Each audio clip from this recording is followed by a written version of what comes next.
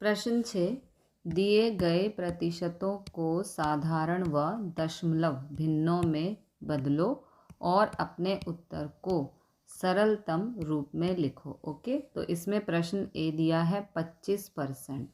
साधारण भिन्न का मतलब है 25% को हम 25/100 लिख सकते हैं। ओके, सरलतम भिन्न का मतलब है इसको हमें कैंसिल करना है। ओके, तो 25 एकम 25, 25 चौके 100, इसको कैंसिल करने पर आ गया 1/4। ओके, अब दशमलव भिन्न का मतलब है 4 से 1 को भाग करना है। ठीक है, तो 4 से हम 1 को भाग कर रहे हैं।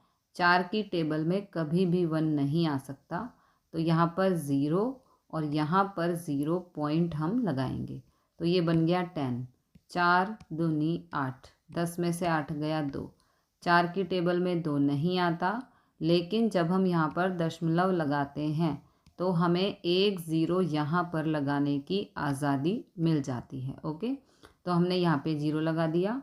अब 4 पंजे 20, 4 से 1 को भाग किया, आंसर आ गया 0.25। इसे कहते हैं दशमलव भिन्न, तो आंसर आ गया 0.25। ओके, प्रश्न बी में हमें दिया है 150%। सबसे पहले इसे साधारण भिन्न में लिखना है, तो 150% को साधारण भिन्न में लिखेंगे तो लिखेंगे 150/100। अब सरलतम भिन्न में लिखना है इसको, यानी कि इसे हमें कैंसिल करना है। 1 0 से 1 0 कैंसिल। अब 15 और 10 दोनों ही 5 की टेबल में आते हैं। 5 दूनी 10, 5 तिया 15, ये आ गया 3/2 इसका सरलतम भिन्न। ओके, अब जो सरलतम भिन्न है इसका हमें दशमलव भिन्न फाइंड करना है। ओके, यानी कि 2 से 3 को भाग करना है, तो ये रही भाग। 2 एकम 2, 3 में से 2 गया तो 1, यहाँ पर पॉइंट, यहाँ पे 0, 2 पंजे 10, ये आ गया 1.5। ओके, ये आ गई दशमलव भिन्न 1.5।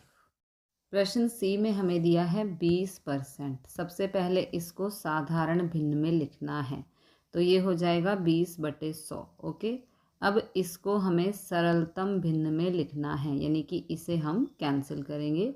20 एकम 20, 20 पंजे 100, तो ये आ गया 1/5। अब इसको हमें दशमलव भिन्न में लिखना है, यानी कि 5 से 1 को भाग करना है, तो कर देते हैं।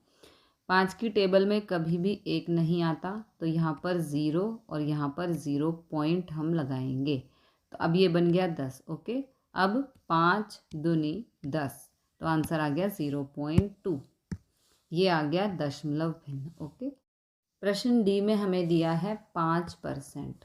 तो सबसे पहले इसे साधारण भिन्न में लिखना है, यानी कि 5/100। फिर इसको सरलतम भिन्न में लिखना है, इसे हमें कैंसिल करना होगा।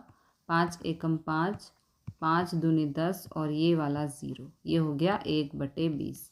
अब इसको हमें दशमलव भिन्न में लिखना है, इसका मतलब है 20 से 1 को भाग करना है, तो भाग कर देते हैं।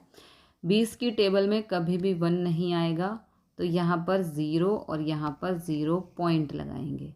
फिर 20 की टेबल में कभी भी 10 नहीं आएगा, तो यहाँ पर एक और 0 और यहाँ पर भी एक और 0 लगाएंगे। ओके, अब ये बन गया 100, तो 20 पंजे होता है 100, आंसर आ गया 0.05।